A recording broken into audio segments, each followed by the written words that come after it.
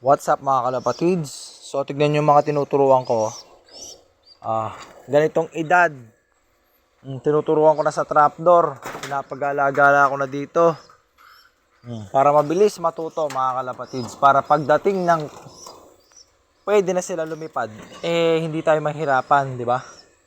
Ayan, minsan kaya nahihirapan yung iba, matanda na nilang tinuturuan.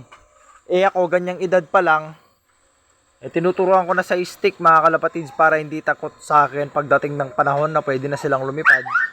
Hindi sila takot sa akin. Isang tawag lang, tapos sticking ko lang sila, hindi sila takot. Nagpaparonda nga tayo. Ayan, may mga nakadapo na. Ayan di ba? Isang tulak lang. 'Di ba? Para pag oras na tumanda na sila, hindi sila takot sa stick mga kalapatids. Yan ito magpapanalo sa inyo. Mahiwagang stick.